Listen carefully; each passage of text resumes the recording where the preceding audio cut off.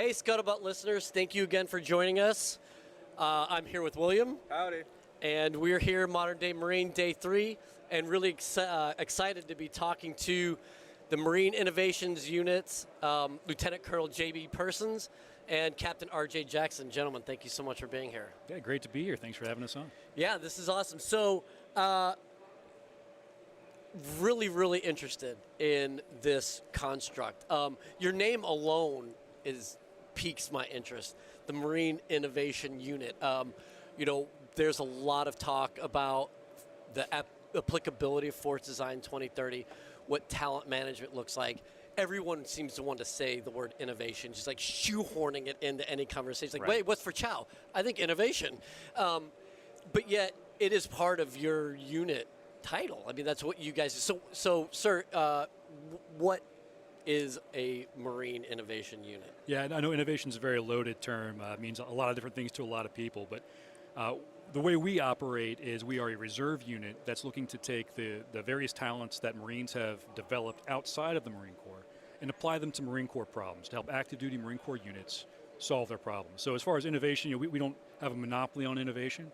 What we provide is talent and some excess capacity and capability that an organic unit might not have, and help them with whatever challenges they face. So it might be just a new way of looking at it.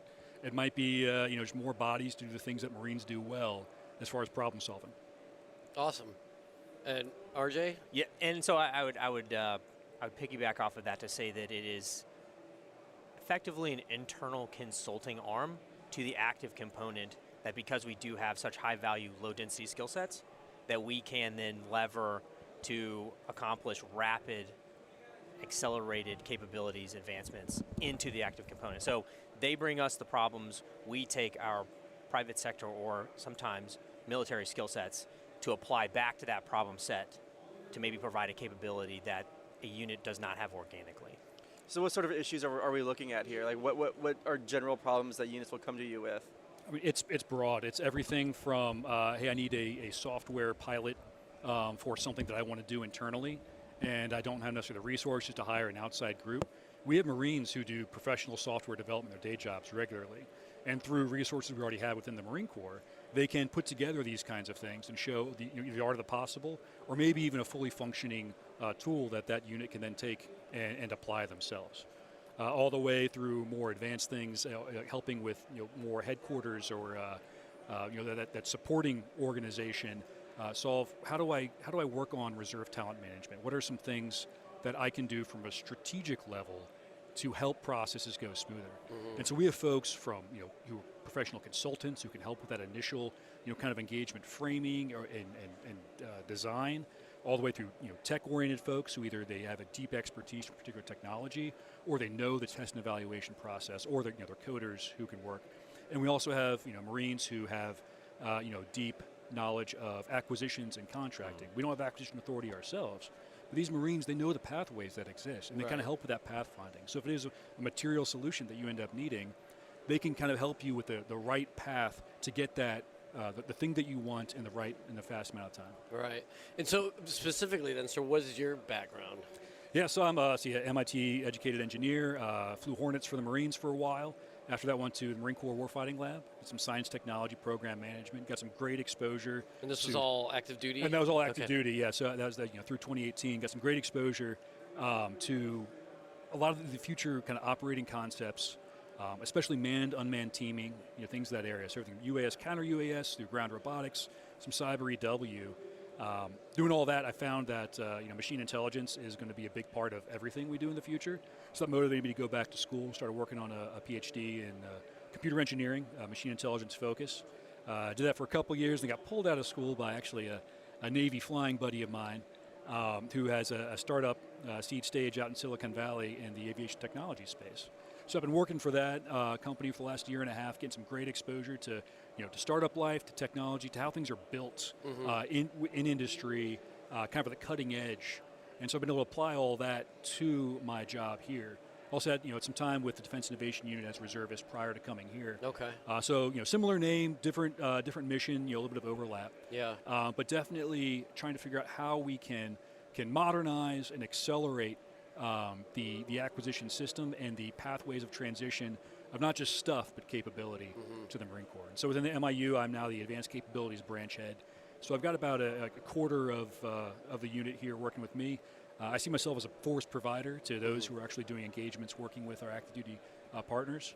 And so I've got everything from consultants who kind of help map out what's the solution look like, to those tech-oriented folks, to the acquisition professionals as well. Wow. And then RJ, what about you? Yeah, so this is going to sound like a very common refrain.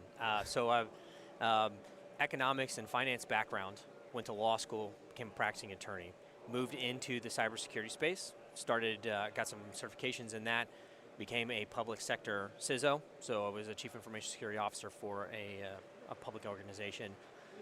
Advanced in through that, started a company, so I'm a co-founder in a science and technology software startup, starting a second one kind of in that space as well again, and now currently act as the Deputy Attorney General for Cybersecurity, Technology, and Digital Assets for the state of Oklahoma. Oh, wow. So that's where, to points made previously, is that we leverage a lot of, and so some are science and engineering backgrounds, some are law and policy backgrounds, but everyone, if you talk with the MIU, I frequently have imposter syndrome, because you talk with a lot of people in the unit that you say, wow, why am I part of this unit? Right. Because everybody, when we say high value, low density skill sets, it's across the board. Everyone is a force multiplier, as JB said, that we're really trying to take we're trying to lever up a capability for the active component that exists in the private sector that you just are not, it's very difficult to train to in the active component, but we bring that Is it even force possible? I guess Right. that's the thing. Like, I'm not sure how many MIT engineers we have floating around. We've got a handful. But that's yeah. it. Just I think I know them all. literal handful. Right. Like, I could grab one, maybe. So, RJ, what was then your career, your civilian career progression? How did that parallel your Marine Corps career progression? Sure. So I'm a direct reserve commission officer. So I joined as a reservist in 2014. Started out as a logistician. At the same time, where were you at? So I had just passed the bar. I was Okay. a practicing attorney, and so it started in 2013 with a firm. Okay. Asked to leave for a year. Went to the Marine Corps, went through OCS, TBS, and then the training pipelines, and came back, and that's when I made the transition to cyber. So in those processes, started out as a platoon commander, then side OIC, deployed to Iraq in a staff billet, came back, was an aide twice, and then have moved over now into MIU. So mine has kind of been a more administratively heavy, whereas not a pilot, not conveying ordnance, and so. I think that is another unique experience or thing that you find in the Marine Innovation Unit is there's not an MOS that they recruit towards, and there's not a skill set or experience that they recruit towards. It's a very broad spectrum of military experiences that we layer on. It's so fascinating, to be quite honest. And actually, we'd had a guest on earlier. We were sort of, we broached a little bit of this I guess, conglomeration of, we truly are a multi-generational force right now. When I was growing up, we were all sort of victims of the long war. I mean, I think my third year in the fleet was 9/11, and then some of the junior officers, spent their entire time in the Marine Corps fighting this counterinsurgency fight. And so, even if we were age-wise, culturally within the Marine Corps, we were all within the same generation. We all sort of had shared experiences in that way. You guys are sort of the paradigm shift in that regard, in that you have those who maybe supported OEF, OIF, and even maybe in a more kinetic way, and then others that are sort of following a more administrative pipeline, but yet you're all together in this sort of unified common mission set. Do I even call it a command structure right now? Obviously it is. But for those senior Marine officers listening, we do have a command structure with reporting chain and all the things we're supposed to have. There are fit reps, right? There are fit reps. Oh, my goodness. Yes, there are. I guess it really is then, is it the role then of the prior service recruiter to really be digging this thing out, or are you guys sort of homegrown and hey, I know a guy who knows a guy? Yes, we actually had an application process. Okay. We have a MAR admin that goes out soliciting applications, and it's more, I guess, a civilian-style application process. So it's not just someone gets assigned to MIU. It's you apply, we look at your RQS, we're interested in your military background, but we're really interested in what other skills you have that might not exist elsewhere in the Marine Corps that the active duty component can use to help solve their problems. So, looking at job experience, specific technical skills, also some Marine skills, like who's got experience in contested logistics, who maybe in their day job helps work with those kinds of communication systems or logistics systems to help support that, and who can help inform how we might be able to apply that to a future fight. So there's a lot of different things that are out there, and we get a lot of great applicants. We can only take a handful. Just as we don't have a monopoly on innovation. Well, that's great that you guys are getting more than you can source. Yeah, absolutely. I mean, we don't have a monopoly on talent either. Like there are a lot of individuals throughout the Marine Reserve who can do a lot. So that's one of the things that we're looking at too, is how in this process we use internally to do that troop to task. How do we match these specific skill sets or experiences with the problem that the active duty component brings to us? How can we scale that to across the Marine Forces Reserve, where big Marine Corps has got an issue? Well, it turns out this individual, this sergeant out at whatever combat service support unit knows how to solve. How do we know that they're out there, and how can we match that to the problem that exists? Yeah. So it's an ongoing line of effort that we have. Yeah, and where are you looking actually to the civilian sector for? I don't want to say inspiration, but as a template, like when you think about I don't know, some of these job sourcing places like ZipRecruiter or something like that, where they do they're using algorithms, right? They're using AI to a limited extent to sort of put people on the right. Yeah, I think one of the fun things that you find when you start to meet with people at MIU is maybe not a specific implementation like ZipRecruiter, but as a process that the people who work on that probably are in MIU. And so the people who have looked through how do I identify value, human capital value, right. How do I filter and sort to troop to task them to appropriate. People who do that in the private sector are doing that for MIU in as we pull it up a higher level, as the Marine Corps looks at talent management, at force design, this is that tension, right? A period of transition where we say, okay, we recognize that the Marine Corps of the future is going to need these high-value, low-density skill sets. How do we identify them? How do, as kind of alluded to, how do we identify them, retain them, or where we can't keep them in active component, develop a home for them on the reserve side so that we don't lose that human capital value, even though they want to move into the private sector. Right, they don't just drop to the IRR Exactly. and then eventually just contract out, right? And that's one of the things that we don't just provide technological expertise and solutions. A lot of it's how do we help with policy and process, because we have folks who've worked in many different contexts, including the Marine Corps, and so they have that awareness to know what can work for the Marines as well, and they aren't heads down fighting the fight every day, and so they can step back from the problem a little bit and have that capacity to say, okay, who do we need to talk to within the supporting establishment to change this policy, or what do we need to do to prove that this is a safe, good way to move forward? And so we can help, I think, with some of the barriers to implementation that currently exist that I'd say Marines in the fleet bang their heads against every day. And you guys then, I will throw up air quotes for our listeners, are based out of New York. That's correct. Do you have a hardened structure, like a drill site or center? We do. Okay. Newburgh, New York, at Stewart Air National Guard Base. So there was a VMGR unit that was activated to provide more lift capacity in the Pacific. We moved into their spaces, got to keep some of their staff, at least temporarily, who have been great for us. And so we have that core, active reserve or active duty component who helps us operate as a Marine Corps unit needs to operate. There are also facilities up there. We have the ILB, the Innovation Lab branch, that we're looking to expand upon up there, so to actually have facilities to do experimentation or help prototype some things that the active component might do, complementary and in support of organizations like McWill.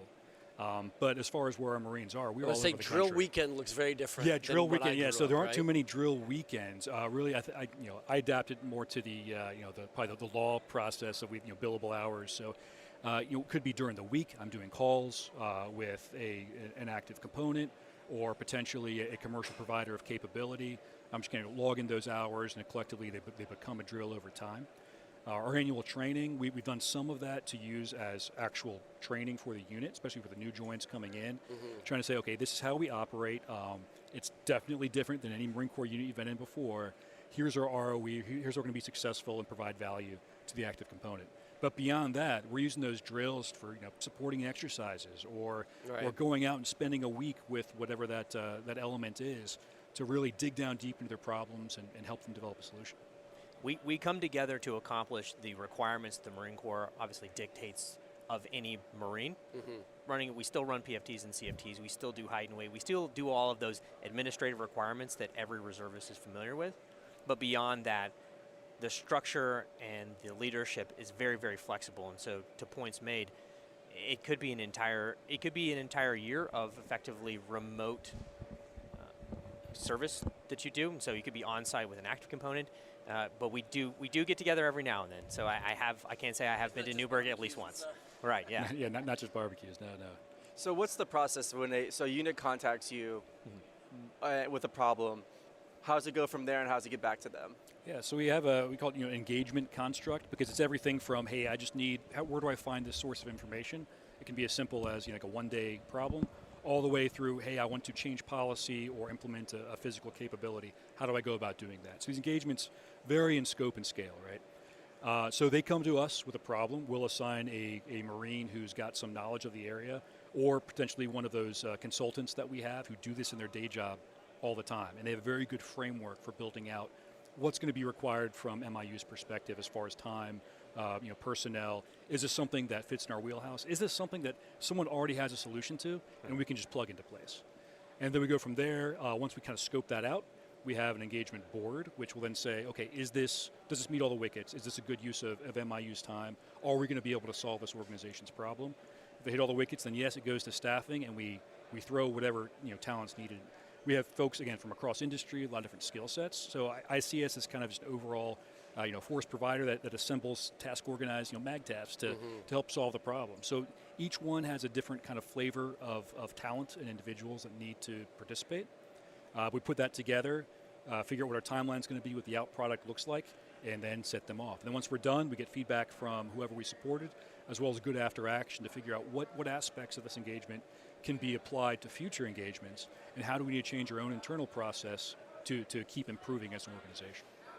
And just thinking about like the SMEAC, right? Like the 5-paragraph order, like task and purpose and all.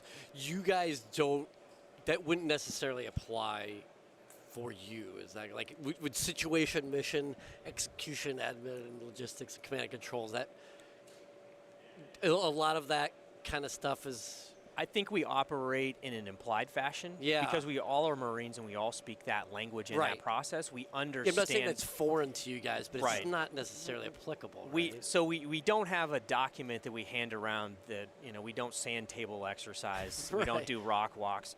But because we have that common baseline that we all are Marines, we all speak the same language, we know those processes inherently, is that a lot of the times the way that we find common alignment is through the mechanisms that we were trained on. We just don't implement them in the same procedural. That's rigid.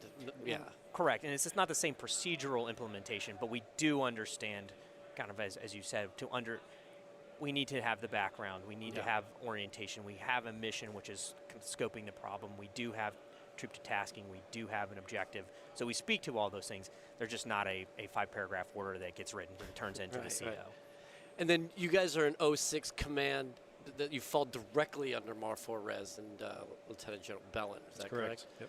Yeah, he was actually my task force commander, but he's a lieutenant colonel. Oh, yeah, he's a great guy to work for. He was amazing. It was awesome. Yeah, no, he's been very supportive of our organization and what we've been trying to do. And Colonel Swindle, our CO, has been very forward-leaning as far as trying to find opportunities to employ us, get the message out. Being a new organization, we stood up very, very quickly. I don't know if any new Marine Corps command, especially one that didn't have really an analog, has stood up as fast as we have. Sure. But part of the problem is you get out ahead of the branding, and so it's trying to let everyone know, okay, we exist. Here's what we do. Work us into your processes. We're here to help. And I think it's probably take a little bit of time for different organizations to understand how they can best utilize us. But we're here. Reach out. Yeah, because I was going to say you had the unfortunate benefit of coming up during the alphabet soup of the different I's. So even when I heard MIU, I was thinking, is that a new intelligence unit, or is this like an information operations thing? Because of that, but no, innovation. I mean, obviously, not obviously, but it makes sense when you look at the narrative of force design and talent management. So, gentlemen, thank you so much for taking some time to talk to us about this really innovative unit, and I'm very excited. How do you guys see the expansion of this? Are you going to have multiple sites? Is there even a need to have a multiple site unit? And I guess, from a recruitment, would there be any like direct ascensions into MIU? I don't see that as necessarily being a thing as far as direct ascension, because it's a product of your experience as a Marine and as an individual working in industry or elsewhere that makes you a good candidate to be applied to MIU. Gotcha. So it's not necessarily something you can just fall right into. It's, I would say, people through their own decisions and the whims of the Marine Corps are put into these roles where they are going to be very effective at MIU. So on that front, I don't see it changing a whole lot. As far as growth, the organization's grown. It's going to be pretty stable from here on out. I think we're going to have like a feedback period as we determine what problems are we best suited to solve. Yeah. And then kind of reevaluate and orient. That's one of the things that we as an organization hope to do, help the Marine Corps do, is how do we accelerate that OODA loop as an organization to figure out what we need to change to be more effective in the next iteration. Will you guys be doing a T&O review or TO review? Yeah, that's a regular occurrence for us. Okay. I think we're probably in the process of one right now. I'm not directly involved. And it's fair to say that the evaluations that we do for the active component, we very much look inward as well.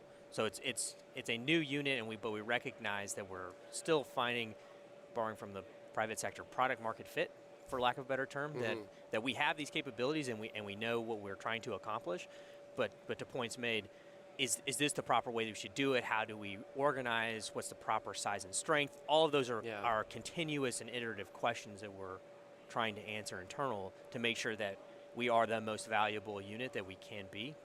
Again, that the active component can lever for their objectives. Yeah, and as far as facility expansion, I know there's plans to do more with our innovation lab up in Newburgh. Beyond that, our ComStrat officer can correct me, but I think we're working on a center where we can interact with customers and industry a little bit closer to some of those commercial hubs. Okay. But beyond that, I mean, one of our advantages is that we do have Marines all over the country. We don't have one specific site you have to be at to interact with us or for us to help you. So, we'll go to where the problems are and where the needs are. Quantico, California, elsewhere. So we are, I think, an agile organization that's going to be responsive to the demands of the Marine Corps. Awesome. Well, gentlemen, again, thank you for taking the time. This is really cool, very informative. Great. Yeah, thanks for having us on. It's been great. Absolutely. Been a pleasure. Scuttlebutt is a production of the Marine Corps Association. I am William Truding, but you've also heard the voices or contributions of Vic Rubel, USMC retired, Nancy Lichman, retired Frazier. The opinions expressed in this episode do not reflect the official stance of the Marine Corps, DoD, or Marine Corps Association.